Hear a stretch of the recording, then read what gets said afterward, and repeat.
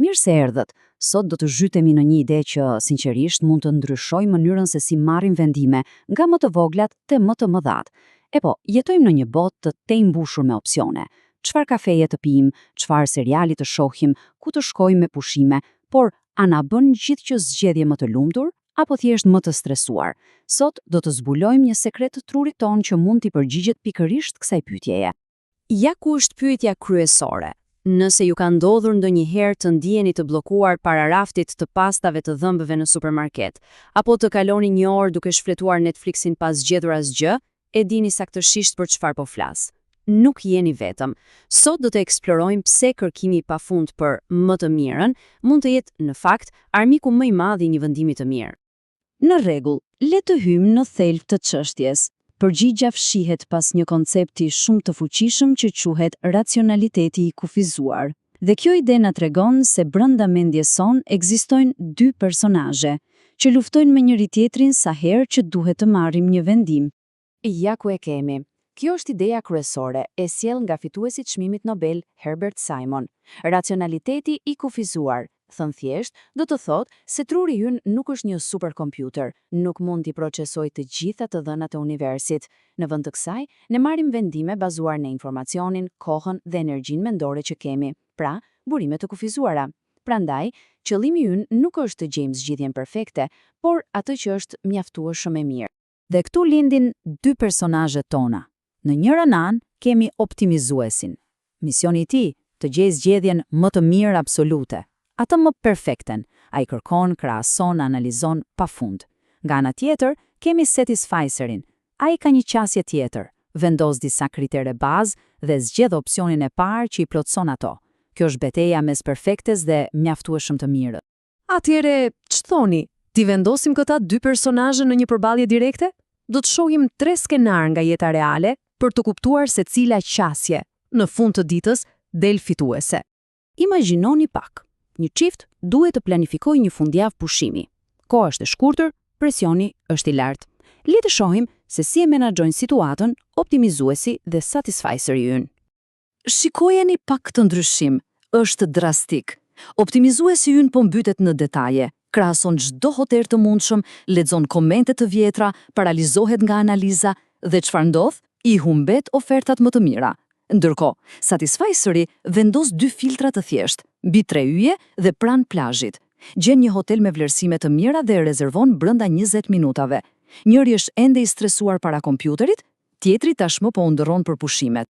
Mirë, tani le të kalojmë te një vendim me pak më shumë peshë, blerja e një makine. Këtu sigurisht duhem të bëjmë një zgjedhje të mirë, por a do thotë kjo të kërkosh pafundësisht? Le të shohim. Ky rezultat është thjesht i pabesueshëm. Satisficeri vendos 3 kritere të qarta: buxheti, kilometrat, kondicioneri. Kontrollon njoftimet lokale, gjen një makinë që i plotson kushtet dhe e blen. E ka mbykur këtë punë. Po optimizuesi kalon 4 muaj duke u mbritur në forume dhe kërkime, gjithmonë me frikën se po sikur nesër të dalë një ofertë më e mirë. Rezultati final, mbetet pa makinë dhe shpenzon më shumë para për taksi. Pra, kërkimi për perfeksionin e çoi në një rezultat më të keq. Ironike apo jo? Dhe tani, le ta zbresim konceptin në diçka që na ndodh të gjithëve çdo ditë. Çfarë do ham për darkë? Një vendim në dukje i thjeshtë, por që shpesh e komplikojmë në mënyrë të pabesueshme. Sa e vërtet tingëllon kjo? Optimizuesi kërkon në internet për recetën perfekte dhe të shëndetshme. Zbulon se i mungojnë 3 përbërës, duhet të dalë prapë për pasar dhe përfundon duke ngrënë darkë vonë i raskapitur. Satisficeri, nga ana tjetër, hap frigoriferin. Çfarë ka aty? Vezë dhe domate. Perfekt. Bën një omelet të shijshme për 10 minuta. Kjo tregon se si optimizimi edhe i zgjedhjeve më të vogla mund të na vjedh kohë dhe energji të çmuar. Pra, pas këtyre skenareve, mendoj se verdikti është i qartë. Në garën e përditshme të vendimmarrjes, qasja mjaftueshëm e mirë del fituese. Por pse ndodh kjo? Le të shohim kostot e fshehura të kërkimit të pafund për perfeksionin. Këtu janë 3 fajtorët kryesor. Së pari, analiza e vendimmarrjes. Kemi kaq shumë opsione sa që thjesht ngrim, bllokohemi dhe nuk vendosim dot asgjë. Së dyti, pendesa. Edhe pasi kemi zgjedhur, mendja na mbetet prapa të opsionet e tjera. Ai zëri bezdisshëm që pyet, po sikur. Dhe së fundi, më e rëndësishmja, humbja e kohës. Koha është burimi ynë më i çmuar, i vetmi që nuk kthehet pas, dhe optimizimi i tepruar e shpërdoron atë pa mëshirë. Atëherë, cila është zgjidhja? A duhet thjesht ulim standardet tona dhe të kënaqemi me pak? Absolutisht jo. Mësimi i vërtet i racionalitetit të kufizuar është shumë i zgjuar se kaq. Nuk ka të bëjë me uljen e standardeve, por me ndryshimin e strategjisë për t'i arritur ato. Ky citim e përmbledh gjithçka në mënyrë perfekte.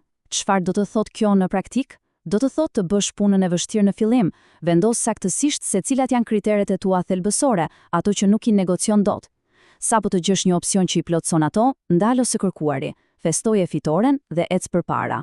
Kështu lirohesh nga ankthi se diku atje jashtë mund të ekzistojë një opsion 1% më mirë.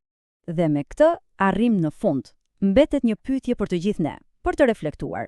Në cilat fusha të jetës son, qoftë në punë, në blerje apo në marrëdhënie, po shpenzojmë shumë energji, duke kërkuar më të mirën absolute, kur një zgjidhje mjaftueshme e mirë do të na sillte më shumë kohë, paqe dhe lumturi. Mendojeni pak. Përgjigja mund t'ju befasoj. Faleminderit